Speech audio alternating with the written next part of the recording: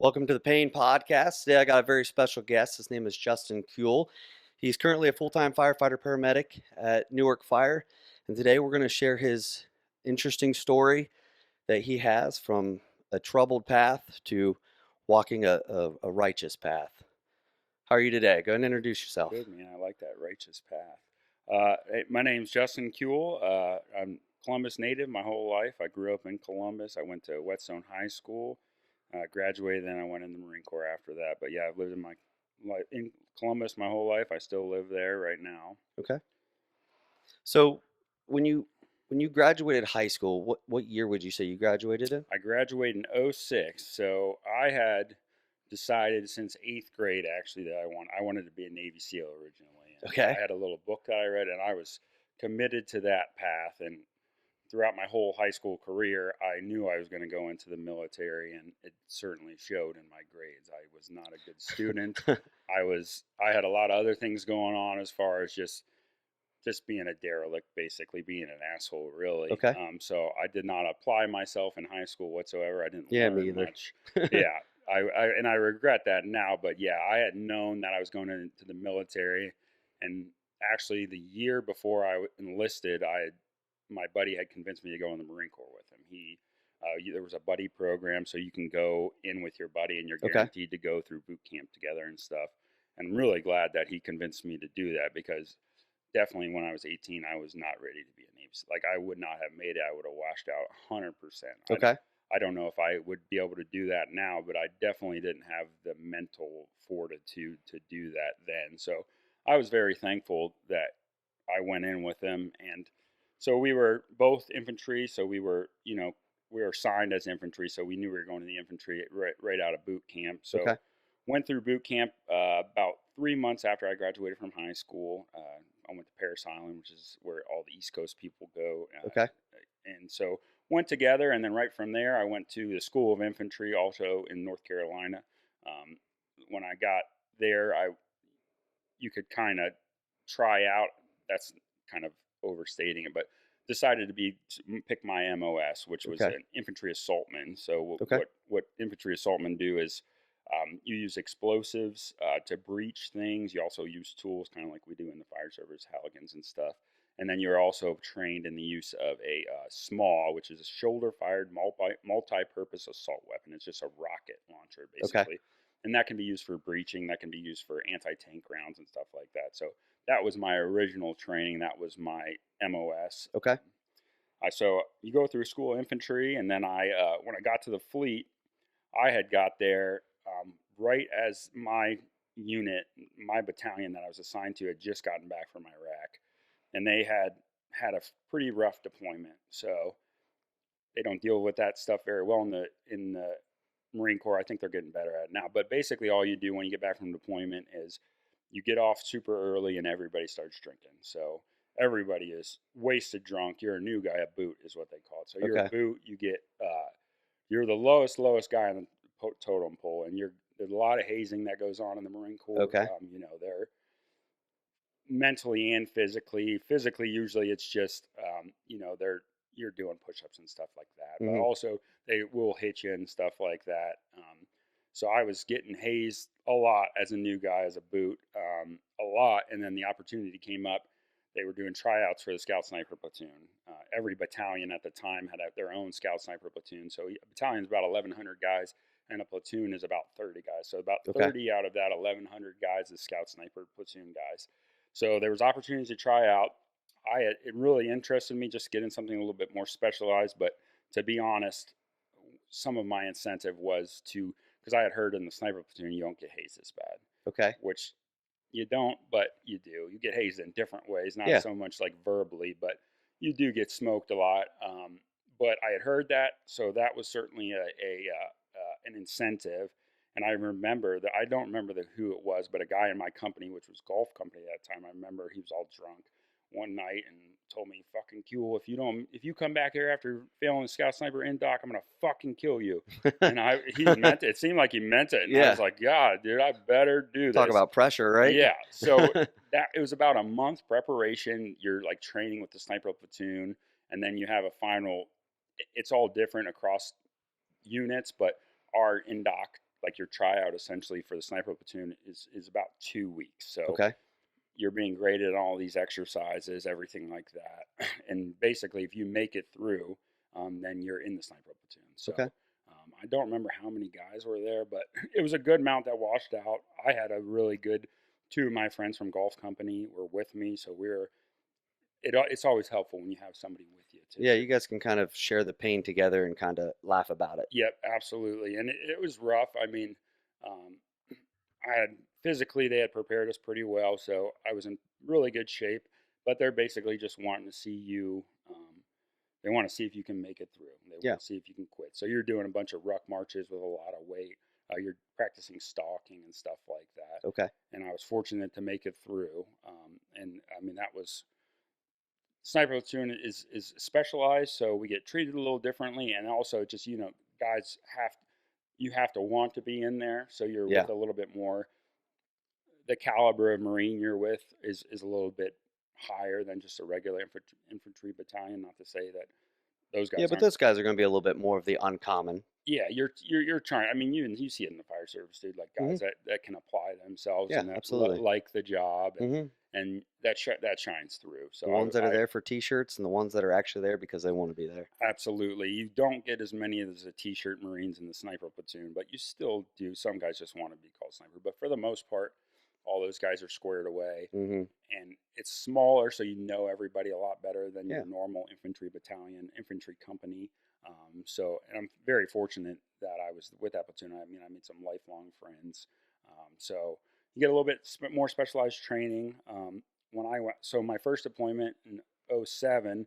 I went to Ramadi, Iraq, which was literally like 6 months, not even 6 months before, was the worst city in Iraq. It was like, Okay. yeah, you were leaving the wire, you were getting lit up but they had the whole time, but they had something they called the Sunni awakening right before we got there. So that was essentially the leaders, the religious leaders in that city had decided they weren't going to let these insurgents operate. So when I got there, there was literally nothing going on. It was I never fired my weapon the entire deployment. So they had made my sniper platoon into an mobile assault platoon, which just means you drive trucks around, and we would take all the VIPs to different places. Hmm. And I was a turret gunner, and then later on I was a leader, the truck leader. So I Okay. had my own truck. But yeah, the entire time I was in Ramadi, I did not fire my weapon one time, which now with my opinions on the whole Iraq war, I'm very grateful for, because we shouldn't have been there. It was an illegal and offensive war. We shouldn't have been in Iraq. So I'm thankful that I didn't. But yeah, I didn't get any combat experience there. There was a few close situations, and unfortunately, we did lose two guys to a real big IED attack right at the very end of our deployment. Like literally the last day, guys were going to be out there. Um, Two Marines were killed, one from our unit and another from the unit that was replacing us. Both of them were actually awarded the Navy Cross because it had been a giant pickup truck packed with explosives, like 5,000 Yeah. pounds of explosives. And they were manning the post, the entrance to this post. And there was a barracks that was right full of Marines right at the entrance to where they were. And they had some Iraqi policemen with them on the post. And you see, there's a video of it. As soon as this truck carts come down, you know what it is. It's full, Yeah. it's full of explosives. So the Iraqi policemen actually run. They just get out of there. I've heard that a lot Yep. from a lot of the research that the Yep. people over there, they were just like, yep, nope. They weren't super high caliber. So I'm sure some of them were good, but I mean, literally a lot of them were 6 months ago were insurgents. They were but now they're getting a paycheck from the U.S., so they just joined up. Yeah. So they left. The two Marines, the one in my unit, one in the other, just started They opened up on this truck, knowing that they were going to die, but because they stayed there, the explosive detonated early and it killed both of them instantly. But it saved all those guys in that barracks. So they were both got Navy crosses. I think they should have got Medal of Honor, but Navy Cross is still a very, very big Yeah. deal. Yeah, absolutely. So they saved a lot of guys' lives that day, but that was right at the end of the deployment. So you come back from deployment, you do your training, and like I said, that 2 weeks after deployment, it's all drinking. The Marine Corps, especially the Marine Corps infantry, has a not a great culture as far as alcohol is concerned. You're dealing when you should be dealing with stuff. You're just drinking to not deal with it. Right. Basically, is what you're Just doing. going to numb the pain. Yeah, exactly. And so it's a very poor culture. I think it's a little bit different now. But yeah, so then you're just getting working up for your next deployment. You're training to see what you're where you're going next. And it about 3 months after we got back from Iraq, we found out we were going to Afghanistan. This place called the Helmand River Valley in Helmand Province, Afghanistan, which at the time there was the Taliban stronghold, and there was no American forces in this whole province, which is basically like a county for us. Okay. So we knew it was going to be a whole different deployment from the one we had just been in Iraq. We knew it was going to be very kinetic, as they say. There was going to be a lot of fighting, and our sniper platoon, we were attached to Echo Company and Golf Company. Golf Company, what we would do basically is from the top of the province, we would on foot walk through, and Echo Company was dropped on helicopters a few miles, several miles down. And the idea was that we would meet up together. We would clear that whole way, Mm-hmm. and we would meet up together. We never actually met up because we immediately met fierce resistance. Right. There was IEDs planted everywhere because they kind of knew we were coming. So we were hitting those, and then basically my team was just walking on patrol with Golf Company, and every time they would take fire, we would run up to the top of the front of the patrol and try to figure out what was going on, everything like that. So it was just fierce resistance, and then it basically stayed like that for the whole deployment. We ended up going down and meeting up with Echo Company. We were driven down there, and it was a very busy deployment. We had a lot of stuff going How on. long were you deployed for? So it was a little over 7 months in Afghanistan. A little normally it's just 7 months flat, but we stayed a little bit longer. So we were just attached to Echo Company for most of the deployment. We we did our job a lot over there.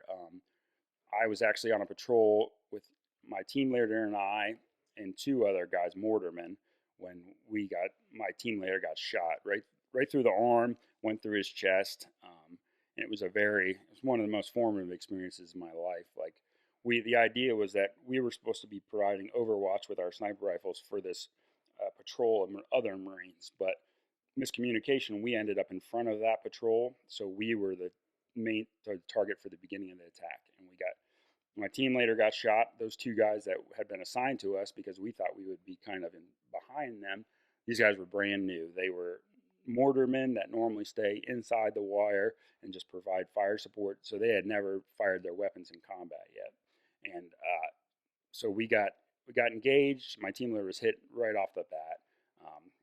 I still remember him like first thing he did is I remember getting down in his ditch, taking cover, and he looked at me and he just said, "I'm hit," and some blood came out of his mouth, and like that was the most.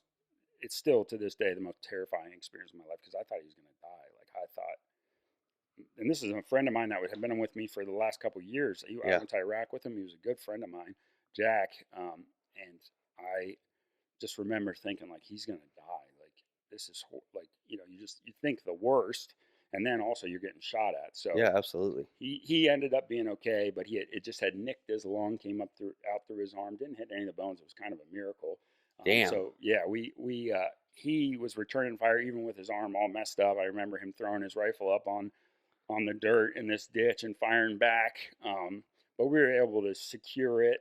The second thought after I was like, Jack's gonna die was they realize there's only four of us and they're gonna come and try to take us. Like this is a perfect opportunity for them to take us hostage, and you know what happens when you get taken hostage. Yeah. Like your head's getting cut off, and that was the only reason I ever carried a pistol in Afghanistan was because I had decided, before deployment that I was just going to kill myself before.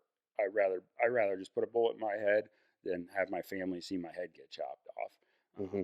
And I don't know if they ever even intended to take us or whatever it was, but that was a super formative part of my life. I mean, being scared. I mean, just combat in general. You get a whole bunch of emotions come up. Oh yeah. And it's at the time when I was in Afghanistan in the Marine Corps in general, I was afraid of death. I was very afraid of death, and you don't.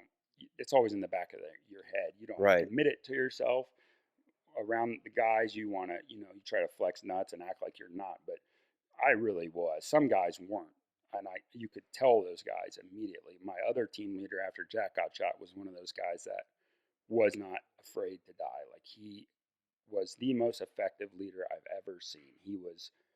It was amazing to see him work. Like almost every other guy that I saw out of all those guys, you can tell they're scared, they're hyped up when you're in combat, you're getting in a firefight.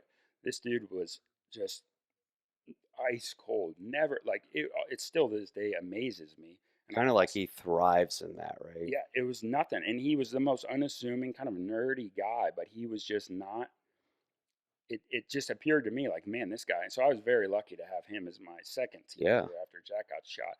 I even asked him a couple years ago because I was talking about, I was like, man, how do you like?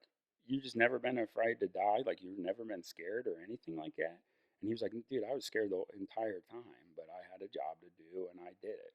And Okay. so he was a truly, truly, I mean, brave doesn't do it justice. That guy was like the bravest guy I've ever known. Yeah, I mean, he had the mindset. I mean, that's And I not don't many know. have that. Yeah, not at all. And he went on to he's in Marine Special Forces now, and that's Okay.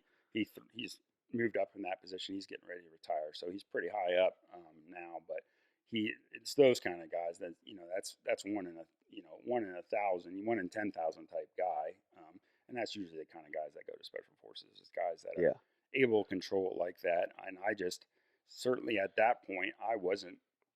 I was very afraid to die. I hadn't addressed my own mortality. I hadn't. So that's why I wasn't a great Marine. I was a mediocre Marine. I was a mediocre guy in the sniper platoon, but I certainly wasn't great because I was afraid to die, which is totally understandable. I've addressed that now. That's a huge part of my life, like Yeah.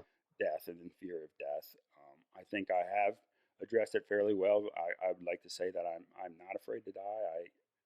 I understand that it's something that's going to happen, but I think about it every day. And a lot of people that take that as me being kind of like morbid or anything like that, but I think it's the opposite of that, to like embrace your death and to know it's going Yeah. to come. Yeah, absolutely. I mean, it's a huge part of a lot of religions. It's a huge part of stoicism. I'm sure you're familiar with Hmm. stoicism, like, and that's a huge Marcus part. Aurelius. Yep, exactly. And I love meditations is one of my.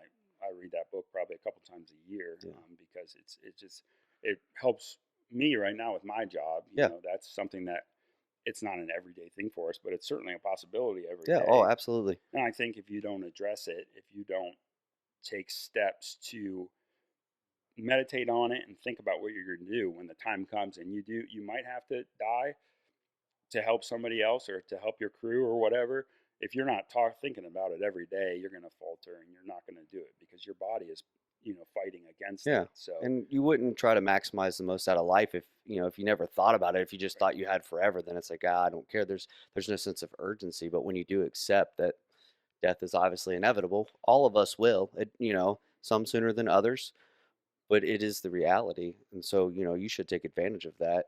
Especially somebody that has seen as much shit as you've seen, you know, to realize like, I should be taking every advantage and every opportunity right yeah, now and not absolutely. waiting.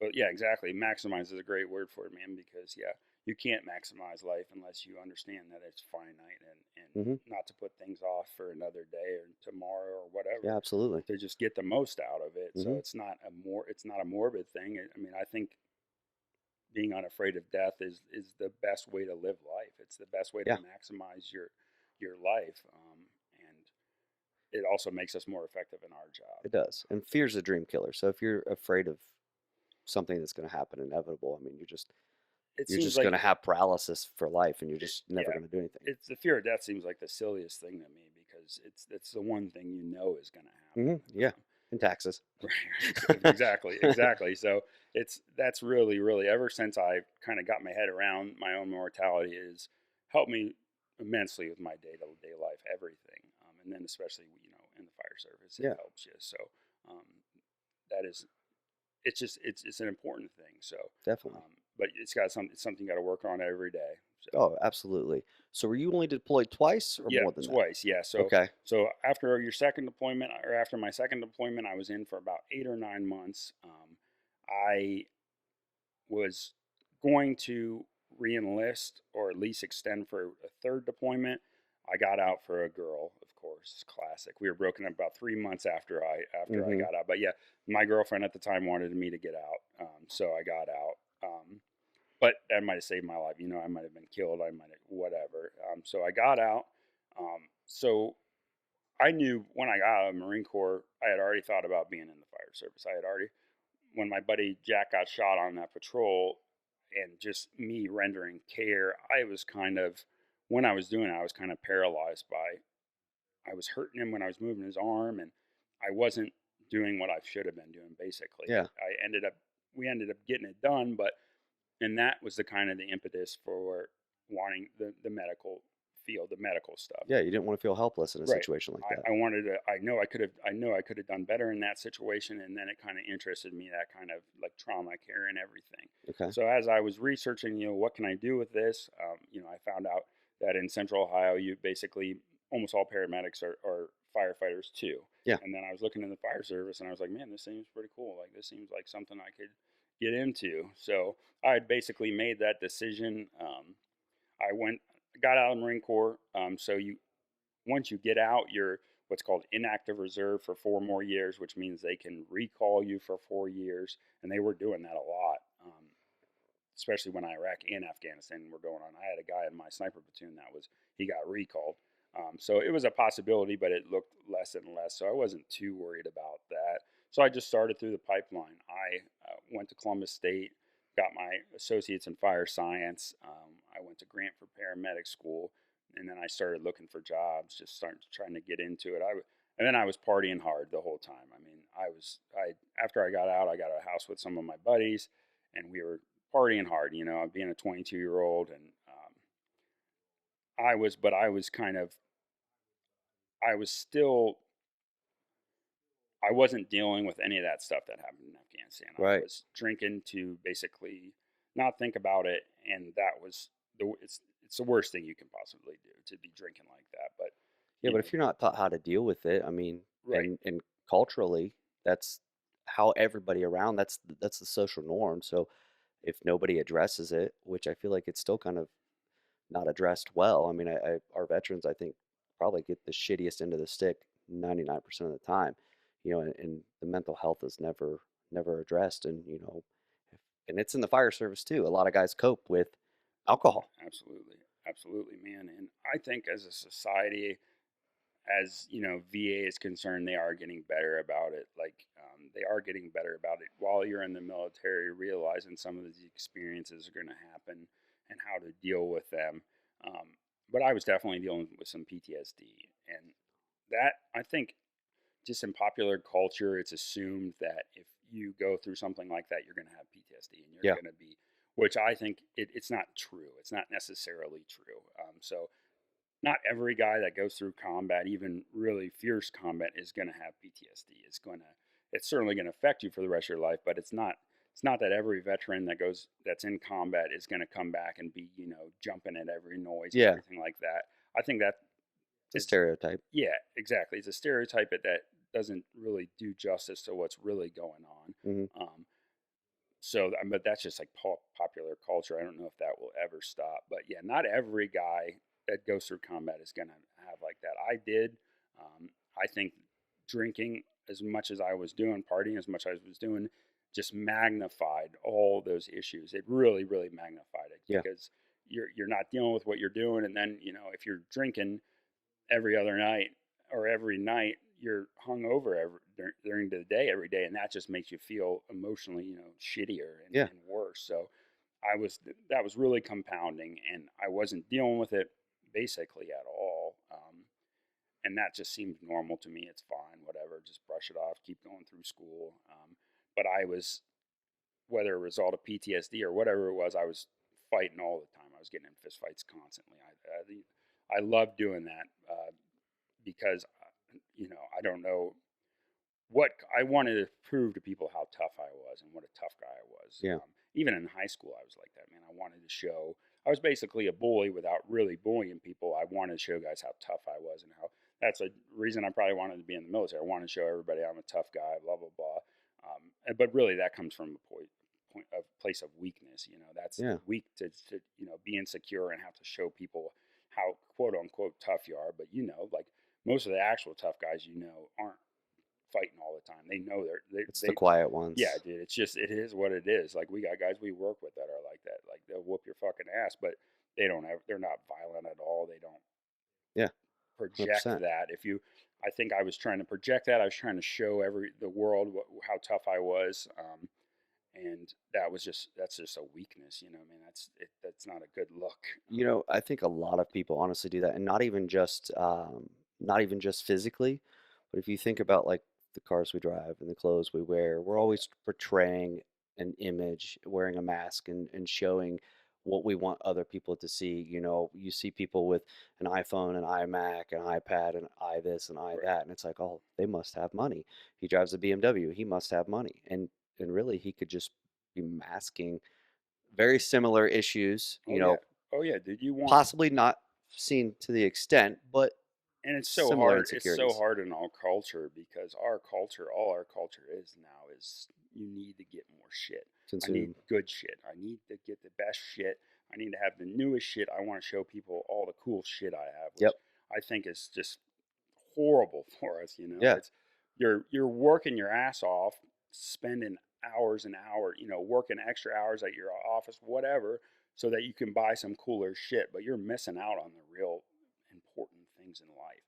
Like not nothing you can buy is important in your life. You want Right. to have, but the society tells you got to have this, you got to have that, you got to have a new car, you got to have this. So it's I think it's like the worst societal problem basically we're dealing with as far as like culturally, I guess, is yeah, you got to buy more shit, man. You got to look cool, Hmm. and it's just we do ourselves such a disservice. Yeah. And in the end, it's the old adage of nobody ever's on their deathbed and wish they spent more time in the office. Like it's Oh, absolutely. because the important things in life are your family and treating people well and trying to do good, not buying more shit. And Yeah, it's your legacy. It's what made you who you are. right. But yeah, you're spending all your time buying new shit, new clothes, new car, and I think it's we really do ourselves a disservice.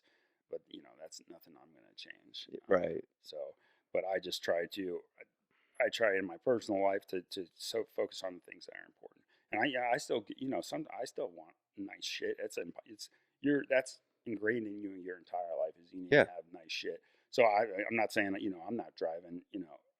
I haven't freed myself from that. Maybe one day I will. That's an everyday thing that you work on, but it's still there. Yeah. It's. I'm not a Buddhist monk or anything like Right. that. So, but yeah. So we'll get back with it.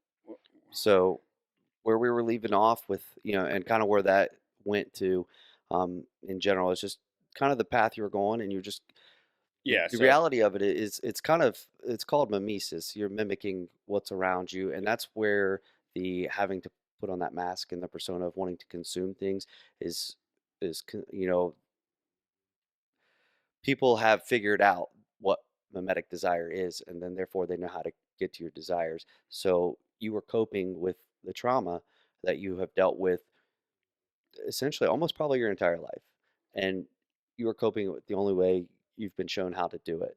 And and then also with having the violence and wanting to fight, but there was some good in there. Correct me if I'm wrong. You're kind of like the modern day Forrest Gump, though.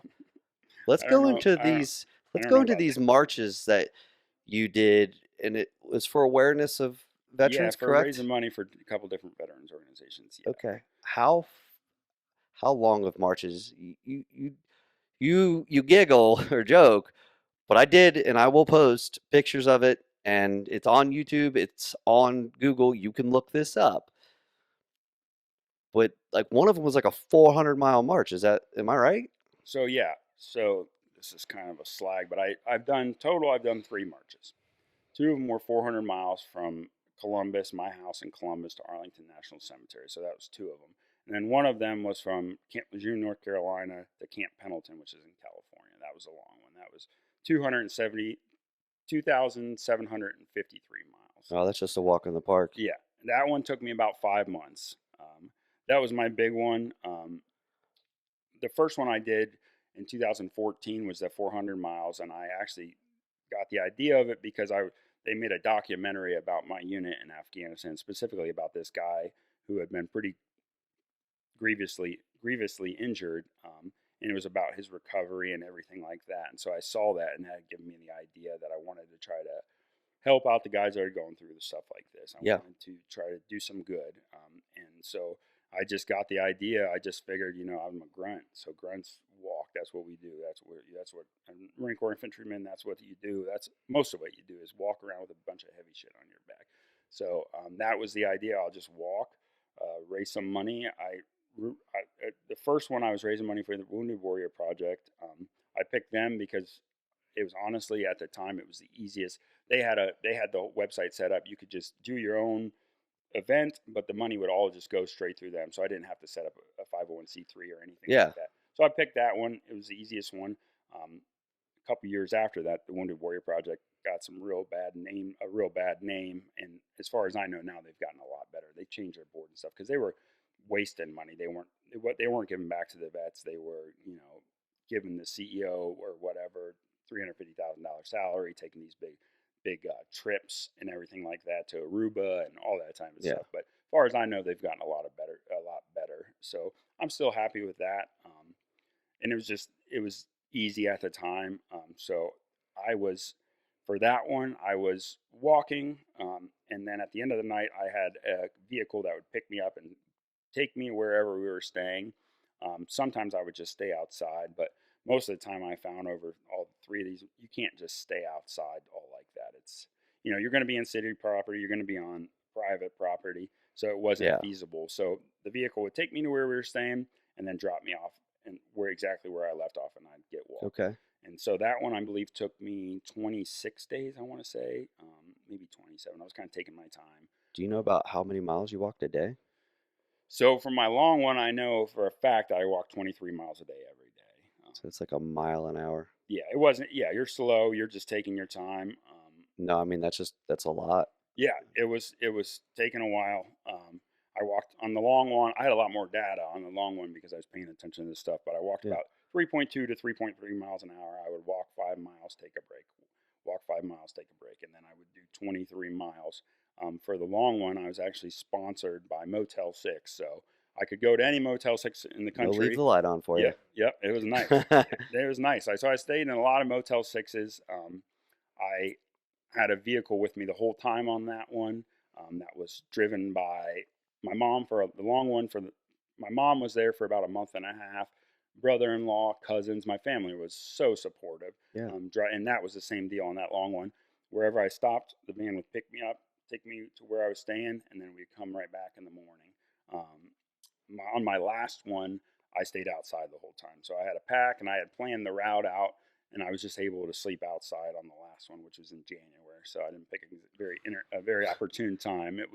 Talk about testing your mental It was capabilities. very very cold on that last one, but that long one, yeah, the long one, you're once you get out into like northeastern New Mexico was the hardest part for me. Well, it was one of the hardest parts because it is desolate. It is nothing but grass as far as the eye can see. I I counted on one period during 3 days I saw two cars because I'm on kind of back roads, and so there was two cars at all, and I was actually just like I was kind of losing my mind because it's the same thing over and over again, and I was just kind of Feel like you're on a treadmill. yeah. And so then the vehicle would pick me up, and then sometimes we would have to drive forward, and then in the morning have to drive right back through where I just saw. So for days at a time, I was just seeing the same thing, same thing, same thing. And on that long one, I was a fucking asshole, to be honest with you. I was just in a bad mood a lot of the time, and my mom is an angel, and she was very, understanding, but I wasn't in any mood to talk. I was just going to sleep as soon as I was done walking, and then wake up, do it again. So my family was such a huge support. My brother-in-law, my cousins, it was amazing. They did so good for me. And along that route, while I'm walking, they're out getting donations from people. They're stopping. I had a bunch of, literature to hand out and Yeah. stuff. And my mom, again, she was an animal when it comes to raising money, dude. She will, if she starts asking you for money, she ain't leaving until you give her some money. So she was just so great. She would get hotel rooms if there wasn't a Motel 6. She'd get them donated, and she was just ever since I've tried to do that for other things, it's hard to raise money from people, man. It's like it's You really gotta be able to sell. yeah, dude. And I'm not a salesman at all, but my mom, ultimate salesman. She was killing it. She raised us a lot of money. For that long one, I was raising money for two different organizations. One is Help Our Military Heroes, which they build vehicles for severely wounded vets. So um, uh, minivans that you can drive your wheelchair into, and it's Yeah. modified like that. And those things can be up to $100,000. Oh So yeah. they're expensive. And I actually, after I had already decided I was going with them for one of the organizations, I found out they were about to give a vehicle to a guy that was in my battalion, just total, Mm, happenstance.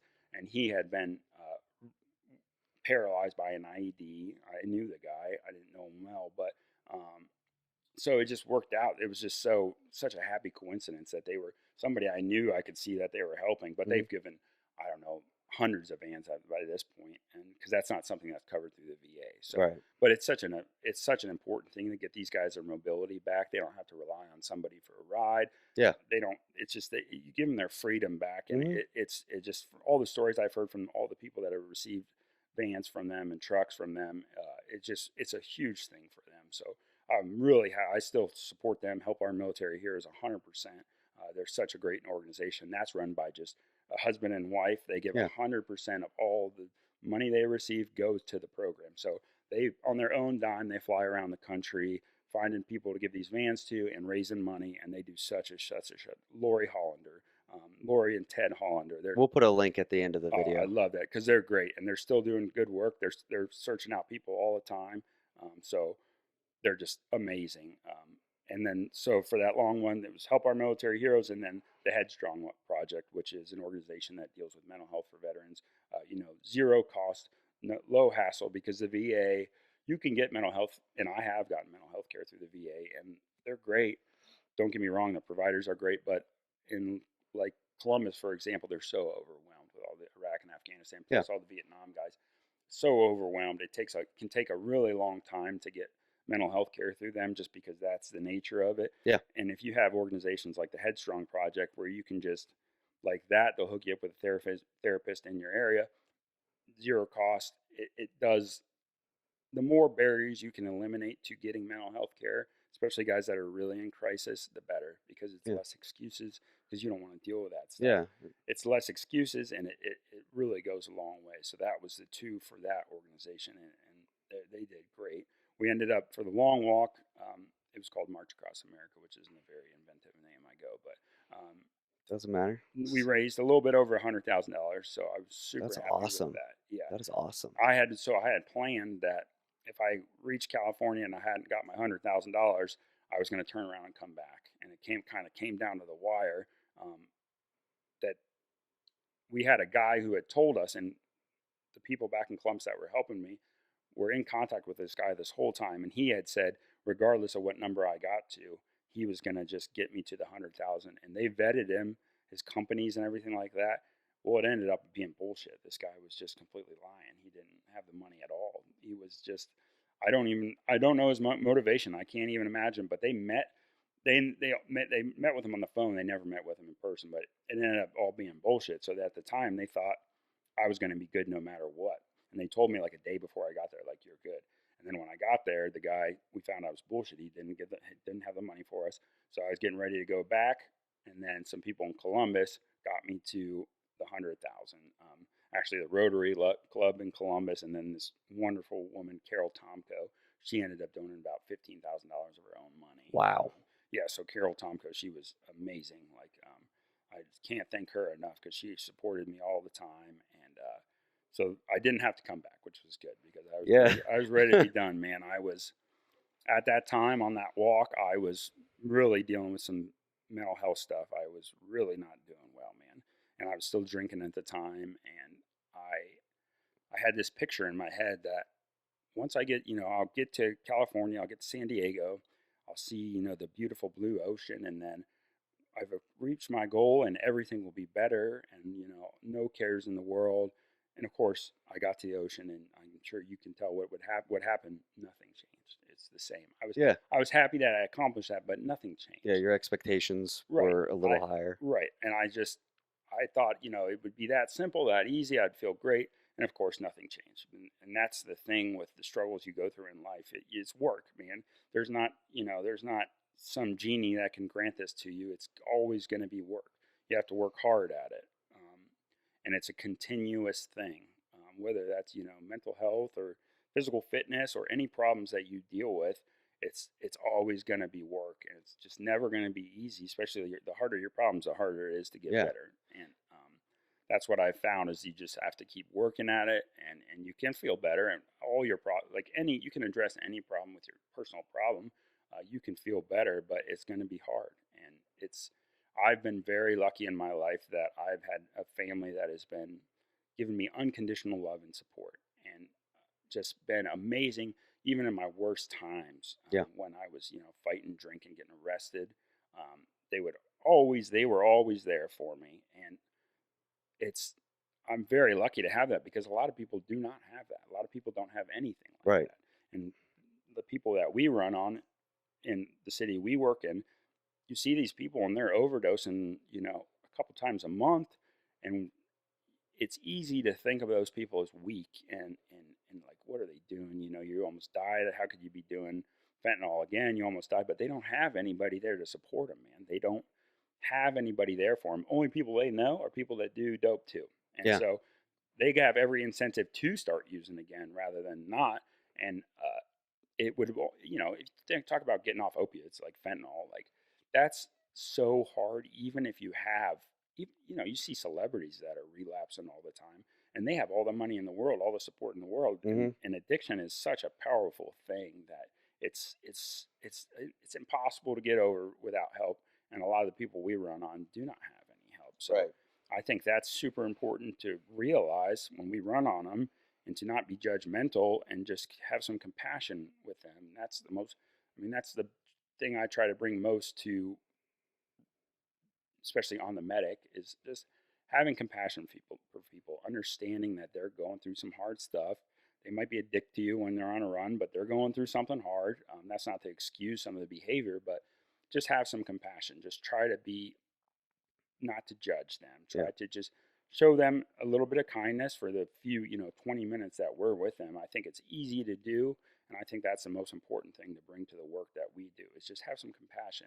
Yeah. As hard as it may be, some people are fucking Yeah. assholes. You know it, dude. Like, Yeah. but Compassion's very hard. right. But I've been a fucking asshole. I know that, dude. I Yeah. know that. I'm still an asshole sometimes. So it just, that is I try to, that's my biggest principle in life, really, is just Yeah. try to show compassion to everyone. And it's hard sometimes. It can be even harder with your family than with strangers because you're dealing with it all the time, Yeah. or your friends that you're like, man, he's fucking doing this again, whatever. But just have some compassion, and that can just, if you show that little bit of kindness to people, in your general life, it makes you feel good, Yeah. and then it can help them. So I think you mentioned when you got to California, it kind of seemed like nothing changed. I feel like if you reflect back now, and if you look back at all the hardships you went through, I mean, first off, your why has to be incredibly great to march through something like that. I mean, it's so easy to sit here on the couch and be like, "Pff, I could fucking do that." But then, like you said, you're looking at the same shit every day, and then it's cold, it's hot, it's raining, it's snowing, whatever the elements are throwing at you, and you were on your own. It's not like you didn't have a platoon with you to share your struggle. It was you and your mental struggles, and marching through all the problems that you had come to encounter through your life. And I think that really gave you a realization to the good that you do have in life after seeing all the bad. I mean, you talked about absolutely, your family that has, supported you. Like your mom literally put her life on hold for a month right, to follow you, right, and people donated money to a cause bigger than themselves. So I think a lot of that, honestly, maybe if none of that happened, you might still be, battling with addiction. You may not be doing what you're doing. And as a person with a parent that is an addict, you know, it is very hard. It does kill a lot of your compassion. It's very hard to watch somebody kill themselves slowly over time, and you want them to get better. but if they don't want it, it's not going to happen, Right. you know, and just you having the ability when most don't to be able to say, I've been there. I understand. And you can show them that compassion. You know, I admire that. I'm not the most compassionate person. I am not. And, it's admirable because you've been through a hell of a lot more than I have ever been through, and you've seen way worse than I've ever seen. And you're, you are the most compassionate person that I've ever met, including working with. And you've probably had, by far, so far, just listening to you talk, I think you've had the most shit happen at one time, and you still come out as a compassionate person, and that's incredibly admirable. In your headspace to even like make these marches happen. Again, most people quit when shit gets hard. You never did. And in fact, you've never really quit in life at all when anything got hard. So, you talked about being arrested and you talked about going through some shit. You're a fireman now, you're a career fireman. How did a lot of that affect you being able to actually fulfill your dream and to be able to create what your legacy is unfolding as? So I had one of my big arrests where I was charged with some pretty felony at the time happen while I was working at another department on the west side of Columbus, and that I was asked to resign, and I did. That was probably one of the lower parts of my life where my drinking was just out of control, unregulated. Um, I had already to get hired at a department. I had already been arrested for fighting, so misdemeanor assault and stuff like that. So they had already been kind of taken exception for me to hire me, and then I had that happen again. I was being charged with a felony. So I resigned. I was kind of just lost there, just not knowing what to do.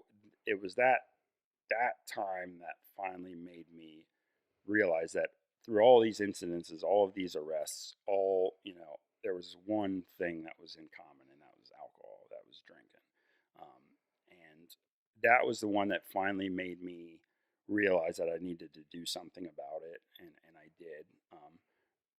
But yeah, that was kind of the impetus. So I still wanted to be a fireman. Like I didn't it was kind of just something to do. So after I resigned from the fire department, I went to Ohio State because I had my associates. So I figured I'd get my bachelor's.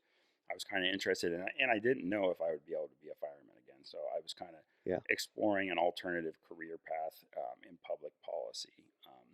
So I went to Ohio State, but the whole time I was trying to get back on a fire departments. I was applying, I was interviewing. I think I probably interviewed at either 8 or 9 different places, and I would interview pretty well. I was pretty well prepared, and then they do the background check for when you get on the fire department, and they're immediately like, "No, look, dude, no, can't do this," because if you have one little charge on your record, it's pretty hard to get Oh yeah. hired. I mean, But because they'll I put had you through a psych eval, and I right, mean, I had multiple ones, so they all said no. So I had actually interviewed where we worked now, where we work now. I had interviewed. They had basically told me after the interview, "You're hired." Called me back the next day. "Hey, we looked at your record. We can't do it." So I was getting pretty, it was disheartening every time. I was like, I just don't know if I'm gonna be able to get back on. But I love the fire service. I really, really wanted to do it. So I ended up, I was getting ready to graduate from Ohio State with my bachelor's, and I actually interviewed one more time at the department we're at now, and I had been given some advice that you shouldn't talk about your criminal stuff in your interview, and so I never did because that was just what I was told to do by a yeah, couple of people. Because it's not a great interview, but for this last one where I interviewed where we work, I was just honest. I was like, "Look, this happened. I've done X, Y, and Z to change what's going on. Mainly, I don't drink." yeah, And the two chiefs at the time, they liked that I was honest with them, and they ended up hiring me here. So I actually have it. I'm gonna get framed. I have the rejection letter from the first time I interviewed. Then I have the time they hired me, which was huge for me, and they gave me another chance. I'll always be grateful for those guys. One of them who is still a chief, obviously.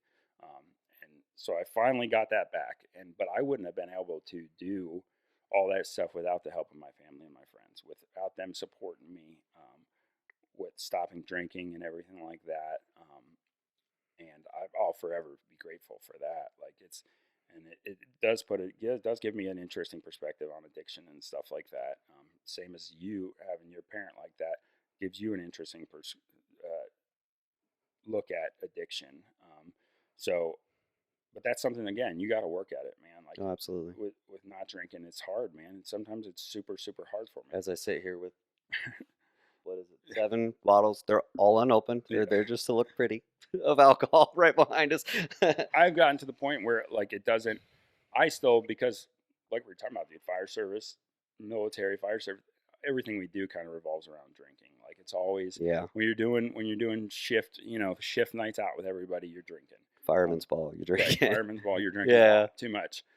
But that's okay. Like not everyone has. I understand that not everyone has the relationship with alcohol that I do. Some people are perfectly fine to get fucked up a couple times a year and then be okay with it. yeah, It's just some people aren't. yeah, So I don't try to tell people not to drink around me or anything like that because it's just not that's not fair to them. I right. know when being around alcohol, and one night when being around alcohol is too much, and I have to be like, all right, man, I got to get out of here, Yeah, because I start thinking about how fun it would be to, have some beers and just relax and everything yeah, because that's what addiction does to you. That's what it makes you forget all the terrible shit that you went through. It immediately you forget it. You don't.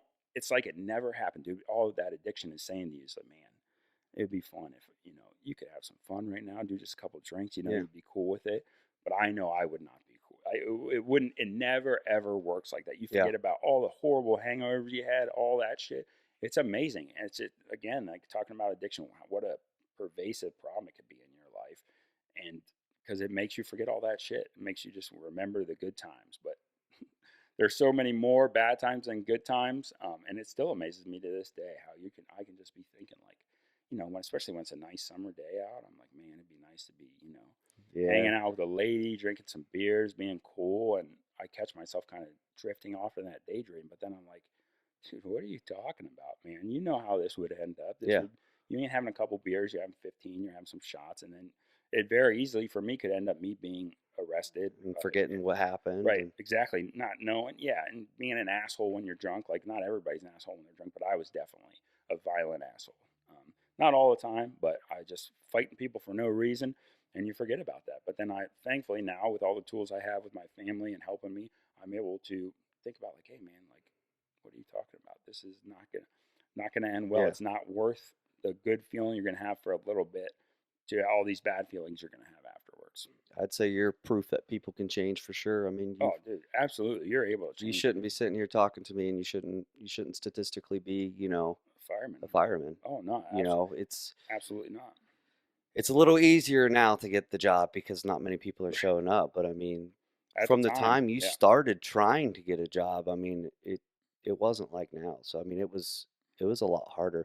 And it's kind of funny, that this kind of started to talk about addiction because my fiance is a psychiatric and chemical dependency nurse, so she deals with these people on the rehabilitation side of things, and with the doctors, and most of them are recovering addicts themselves, which makes them relate better to their patients, of course, and then having family members that are also in the same predicament as what you essentially were in. Um, so yeah, I mean it's incredibly impressive that you could overcome all that adversity, all those rejections, being told no over and over and over again, and yet you still did it. You still succeeded, and so fast forward, through all these hard lessons you've had to learn in life. Now you finally got your dream job as a career firefighter paramedic. And correct me if I'm wrong. I don't remember if you were still on probation, but I do remember your first year you were awarded the firefighter of the year. Is that correct? I think, I yeah, know I know I awards and was. stuff. I know you're not here for the awards and the acknowledgement, but that says something about somebody that, you know, dude, you were fucking your life up. and then now those that work with you recognize what you bring to the department. And I mean, that's you just hit on it right there. The guys that work with me think that about me, and that's the biggest compliment on earth. Like, because where we work, we got some of the most squared away guys that do the job a lot, and these guys, they've done it. They know what they're doing, and to know that those guys thought that about me was, I mean, it's like the highest compliment you could be paid. You know that these guys think you are this way, and Yeah. that means a lot to me, I think mostly, I honestly think mostly the reason probably that I was voted for that was just because I think they said it in the little speech, like I keep a positive attitude about things, and that's the most important thing to do. And I've learned that, because I think adversity does help you put that stuff in perspective. Is that it can always be worse, Yeah. it can always, and just keeping a positive mental attitude throughout the day. And it can be hard, dude. Obviously, it is hard. Oh yeah. I certainly, when you're on that 15th run on the medic or whatever, and you're like, And not a single one of them's been emergent. right, and you're calling like for a stomach ache for 2 weeks, like, come on, man, just this is bullshit. But then I'm able just to think back and like, just I'm lucky to be here. I'm happy to be here, and this is my job to be compassionate to this person. It is literally my job to be nice and show some compassion, and it's not that big of a deal to take somebody to the hospital. You take them to the hospital, and then you get intermixed with that stuff. We do see some very horrible injuries and sicknesses and everything like that, and just to do your job well there is super important. I'm super lucky right now to be on the crew that I'm on, and my crew is. You had a guy on my crew on your. I was at the last episode. Yeah, it was our first one actually. You're number two. Yeah, so Captain Bolt is my officer right now, and that guy. I mean, it's shown through on that episode here. I mean, that guy is a leader's leader. Like, Hmm. to have a guy like that to work with for him is just so. I'm so lucky to have that. So when you're on a crew like that, when you're on a crew of guys that are all shit hot leaders and they know their job inside and out, it makes your job easy. Yeah. Like I'm the least impressive part of that whole crew, but it helps me to have guys like that, that I can try to, um, uh, you know, be Emulate. like, to Yeah. strive for. Mimic Yeah, them. Yeah. emulate. Yeah, exactly. So I was super lucky for that. But that guy's just a. Well, go ahead and just what is your assignment? Like where are you at? So I'm on station one. It's the busiest medic in the city. We stay busy down there downtown, and so I'm a firefighter paramedic. So I just ride the medic. That's basically what I do. You guys average, I don't know are we what. about, it's about 15, 20 calls a day? Yeah, I'd say it might, yeah, 13 to 15. I think would be our average. You have some days where you're doing 20, Yeah. and those days it can be rough, man. Oh, It oh can be yeah. rough to get it to stay caring about your job and to do your job well every time. I don't care who you are. Yeah. It's a hard thing to do, but that's where having leaders like Yeah. him really make my job easier, Yeah. because you're trying to do a level that you find acceptable, but then also what he finds Yeah. acceptable, and what your rescue driver finds acceptable and good. And I think that's the thing that I try to really, in the fire service, and when I'm doing my job day to day, is just try to do everything as good as I can, and Yeah. try to do everything you're supposed to do. And you can get away with not doing that stuff. Absolutely. You know it. You know what I Yeah. mean? You can You get can. away with being a shitbag and not doing that job, but you're doing yourself a disservice, you're doing your crew a disservice, and most importantly, you're doing the citizens of this city a disservice to do that. And so it is harder, but that like the call volume we take and everything, that's just another opportunity for growth. Like, that's just, the more you do that job exactly how you're supposed to every time you're supposed to, the better you get as a paramedic, as a Yeah. firefighter, and as a person. I think we're really lucky to have a job that we can, every once in a, we get a lot of opportunities to actually make a difference in someone's life and Absolutely. actually improve it. And we get to face adversity, a lot more than maybe some other careers. And that adversity is where your growth happens. Yeah. Just when shit's going great, growth doesn't happen there. I mean, it's Hmm. like when you're lifting, like, it's when you're pushing yourself that you get better. Yeah. And when you get to a level like Mike is at, like, his is such an ingrained thing to do his job properly that it's muscle memory for him. Mhm. I'm not anywhere near that point in my career, but you keep striving, keep working, and those really hard days, those really hard calls is where you get better, where you have that growth. Like, and I'm really thankful to have a job like that where I can do that. I can push myself, and Yeah. it keeps me sharp. Yeah. And to kind of put everything into perspective with the location that we work, on average, we have 3 medics in service for a city that has, is it 40 or 60? 55. 55,000 residents, and we average 13,000 calls a year. We also fight a lot of fire. So not only, and we talked about this in my interview with Captain Bolt or Mike. I know he doesn't like the title there. Um, it's nothing to be working a cardiac arrest. You know, it could be a young mother that's pregnant that was just found and she didn't make it. And the next thing you know, you've got a fire. Well, you have to go to that next call. You can't just not. I mean, you have to go to that next one. And then after that, it could be, grandma who fell and broke her hip. And then you may get the frequent flyer that their toe hurts and they want to go to the hospital.